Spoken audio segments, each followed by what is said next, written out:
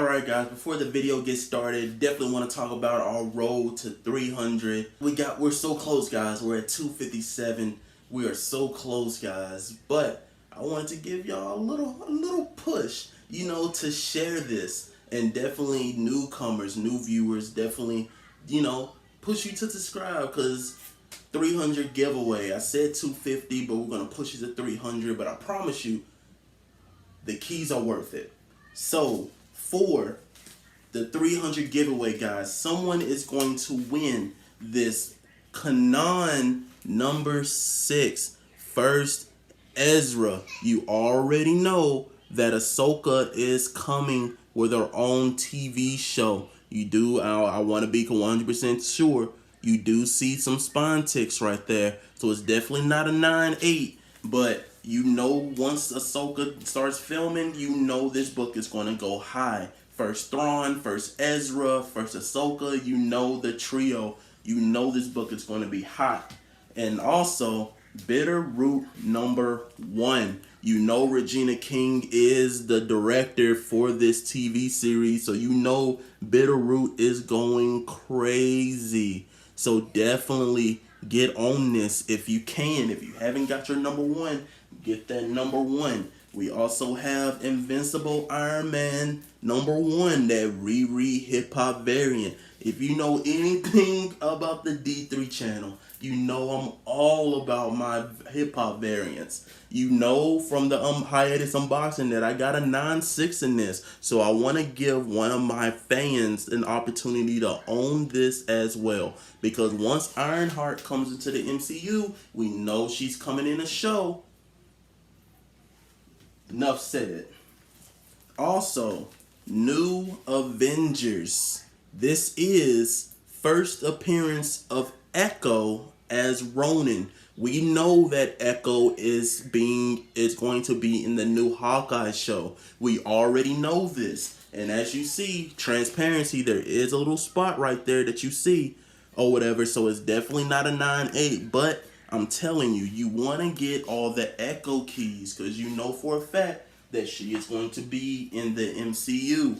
We also have this incredible Miles Morales Spider-Man Dejavik homage. Look how gorgeous that is, guys. It does have a spine tick right there. I'm gonna be honest with you. So definitely this is gorgeous. Limited print. Gorgeous, gorgeous, gorgeous, gorgeous. And to top it off, someone will be getting an X-Men 266 first full appearance of Gambit. Debatable. But first full appearance of Gambit. So definitely you see the spine ticks. It is definitely rough. It's definitely a mid-grade, but with a press and clean, I think you'll be able to get it. It does kind of detach from the cover on the staple right there, but it doesn't matter. This is a key to have, because once the X-Men come, and if they go the animated series version with the roster, then you know Gambit is going to be on that team. Book is going to be hot. So definitely subscribe. Please subscribe. I know those help me get to 300, and these lucky winners will be going home with great keys. I'm telling you, you don't want to miss out on getting either of those big books. So thank you again. Subscribe to the D3 channel, and definitely that will help you in winning. And also comment on the video, comment on this video. This video title is comic books that I picked up in Savannah. Definitely comment on this video for sure, just telling me what books you're specking on, and you know, just books that you're proud to get in the past recent months or, you know, a few weeks. But comment, subscribe, and comment under my last pickup in Savannah video. That is going to get you eligible to win one of those great keys. Thank y'all for watching.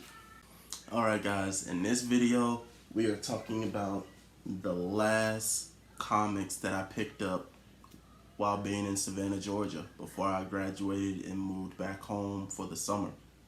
Let's get to it. I'm first, I got golden rings, you ain't cold as me. On my worst day, I'm frozen dreams, big as overseas. Never quit like some anime, watch your noses bleed, cause I'm hot. If you like what you see and you want to see more, click that subscribe button, ring the notification bell, and definitely subscribe, and definitely comment under this video. You seen in the beginning before this video even started.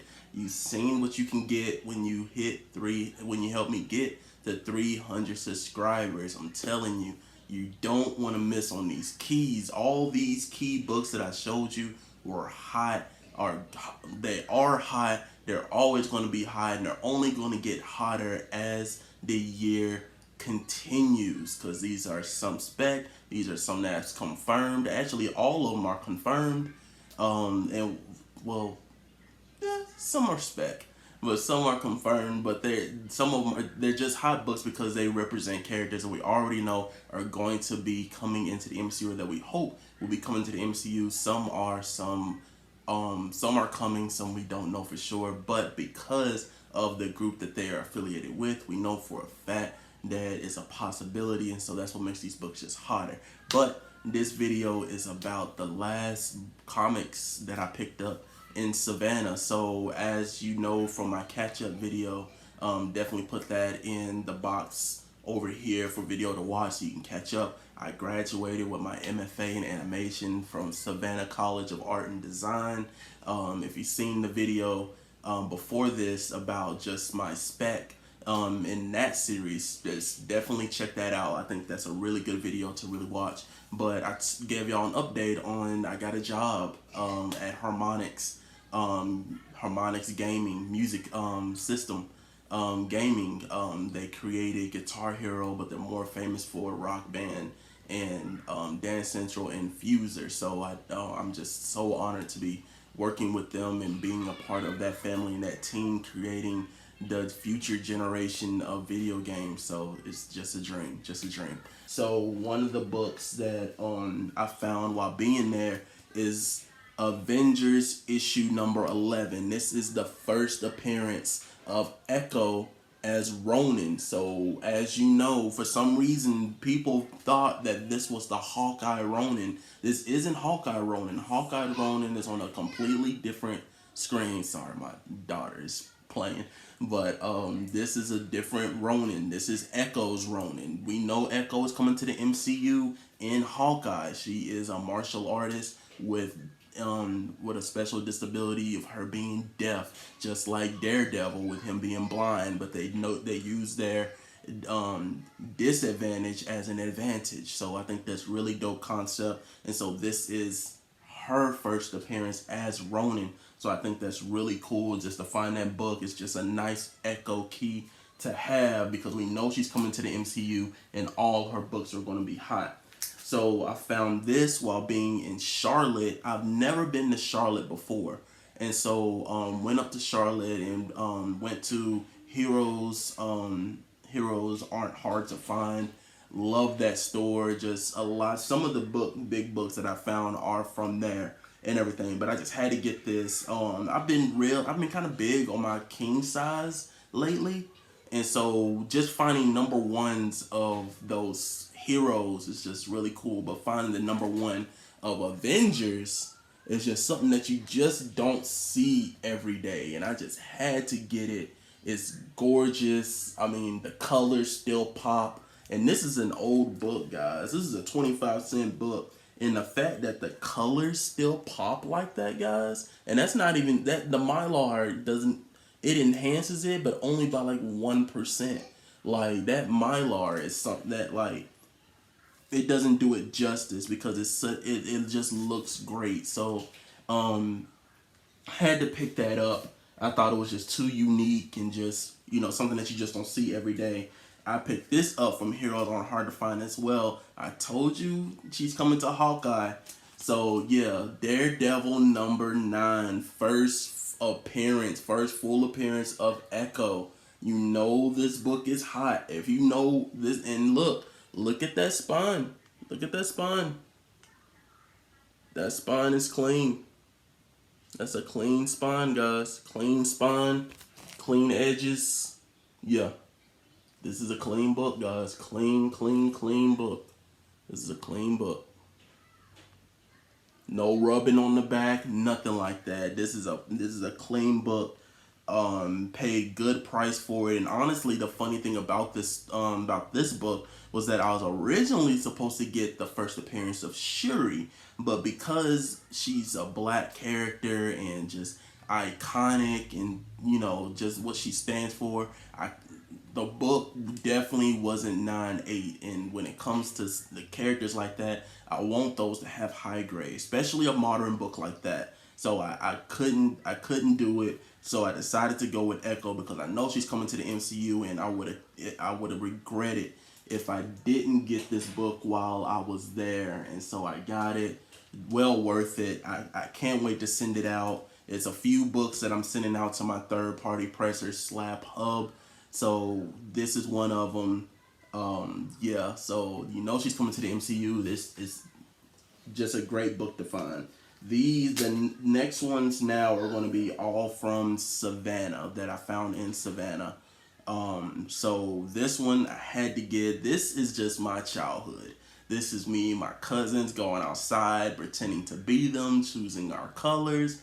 Just great memories. Just I think I stopped watching them maybe, I want to say by Ninja Storm, maybe Mystic Force. I'm not sure. But you gotta go with the OG, triple OGs. The Mighty Morphin Power Rangers #1. First comic appearance of the Power Rangers. And also, you see that White Ranger trading card attached.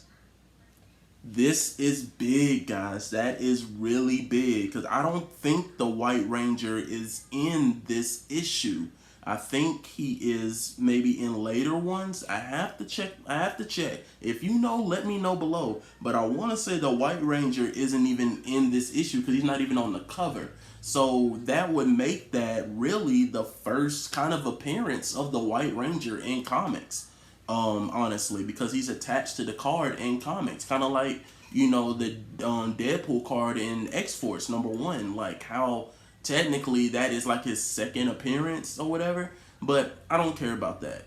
The one thing I care about the most is that it's a #1 and it's the White Ranger card. Now, when they do reboot the Power Rangers, for a fact this book is gonna be the one to blow. But I guarantee you, that White Ranger card is going to be the one that really takes off.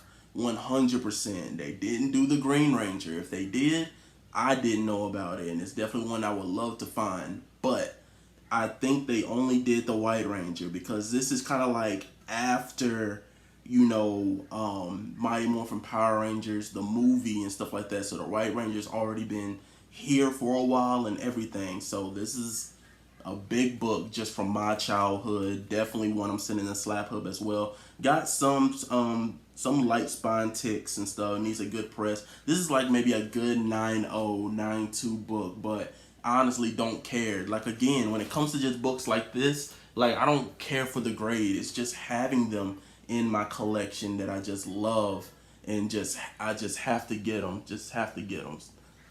So another one that I found at the same time as that is Batman 635. First Jason Todd as Red Hood. Now this is a 9.8. This is a 9.8. Look at that spine. This is a 9.8. 100%. But I'm getting it pressed all the same. Doesn't matter. I've learned now that it don't matter if it's a 9.8 or not. Press it just to be safe. This is a 9.8 for sure. I love the story of Red Hood. Definitely that's one of my favorite DC animated movies of all time is that movie really where you see Red Hood. I love the character. I love what he stands for. I love what he went through that got him there, but eventually he still holds to that even if he works with Batman. And I thought that's so dope and so cool. So I couldn't pass up on it. The moment I saw it, had to get it. He's coming into Titans, the DC show, but I think if DC gets their act together and do their movies right, we might see Red Hood in DC movies. We might. But it's still an iconic character just to have. All right, guys. So this one, I had to get it. Thor #1, the sketch variant, blank variant. This is one that you can sketch and sign. I already have my idea of who I'm sending this to. It's gonna be crazy. It's gonna be dope. But this is, for some reason, this is the book that really blows up with Jane Foster. This is quote unquote considerably Jane Foster revealed as Thor, and so there's so many issues that kind of go around that in a sense, because at the end of the day you have the last issues of Mighty Thor that reveals, but then you also have some of the issues in this series, in the Thor volume, that talks about her being revealed later on. So it's really weird. I want to say that maybe this is her first cover appearance, but it's a first print. So I love it. At the end of the day, I think blank variants are highly underappreciated. Just because at the end of the day, I feel like you can get something that's one of one in the world. Sign, sketch, whatever. Nobody's going to have it the same like you, and it be your first print. And I think that's so cool. I had to get it. Couldn't miss out on it. And this double feature of Ghost Riders, Rise of the Midnight Suns, 28 and 31. This is the first full appearance of the Midnight Suns. First cameo and first full. For some reason, the cameo was the one really getting the rise of recent. Definitely in May, but for some reason, people just wasn't really looking at 31. And so I picked up 31 before, and I have 2 issues of 31, and I was just like, everybody's going for the cameo, but nobody's really looking for that first appearance. And that first appearance is the one that always goes. You know, the market is weird because some cameos go, and then some cameos don't. But full appearances go, but then if the cameo is big, the first doesn't really. The market is weird on how it dictates, and I wish they would kind of like do an underline. Cameos go for this much. First fools go for this much. But it depends on the character. But just Ghost Rider, just really cool books. Just at the end of the day, we know Morbius is getting his movie. He's in the Midnight Suns. Ghost Rider, if we do get Ghost Rider, it's just, honestly, it wouldn't surprise me if they go that route, maybe in some type of universe. Not in a universe, well, some type of, segue. Maybe its own TV show, whatever, called Midnight Suns, maybe. Who knows? But if they do, just know that D3 Chan was the first to come about it. Alright, guys, so this one, I couldn't pass it up. Dark Avengers #1, the 3rd print.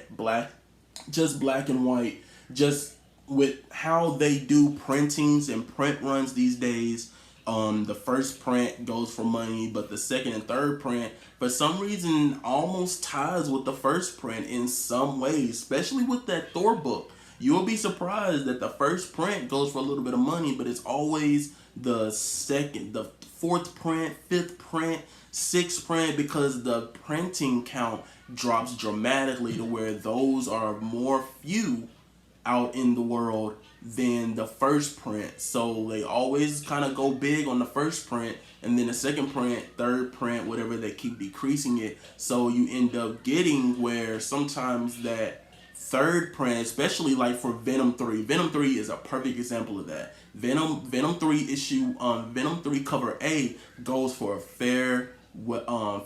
good amount of money. But it's the third print that always, I think, hits that premium because it's Null on the cover. It's the same. It's significant to that book because it's the first appearance of Null, first full appearance of Null. So it's like, printings is weird. So I had to get it because it's the third print, just a low print number. At the end of the day, if the Dark Avengers come, either print is going to be good. But of course, the ones that print low are going to go for a little bit more. But it depends. It depends. Like, the comic community is weird. So these 4 books is a story to these because I could not believe that I found all 4 of these in the same box in great condition. So a little goal that I have for myself in collecting is that I want to collect anime first US appearances. And so because I love anime and anime has kind of been the part of the foundation of my upbringing and just connecting with friends and everything is anime is love. Anime is life. But as a collector, I realized that you don't see a lot of people going for those books. You don't see them at all. And so I was like, okay, what if I set my collection and started showing first US appearances of certain characters? I have first US appearance, first issue of Astro Boy. I have that in my collection. I have that. I have Akira #1, first print, first US appearance of Setsuo. And so I have that. I have this book, and I'm trying to remember the other ones. I'm searching for a Cowboy Bebop #1. I'm searching for a Ghost in the Shell. I have Dragon Ball. I have Dragon Ball #1, first US appearance of Son Goku, in comics, outside of the manga. But these four, this is Mobile Suit Gundam 0079, issue 1, issue 2, issue 3, in issue 4. What's significant about this is that there is a Gundam series that is above this. It's called Mobile Suit Gundam 00, I think 81.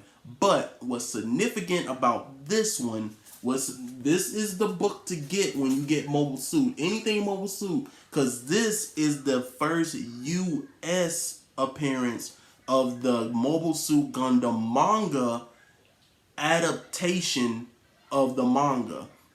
So the creator of Mobile Suit Gundam's whole volume of in Japan was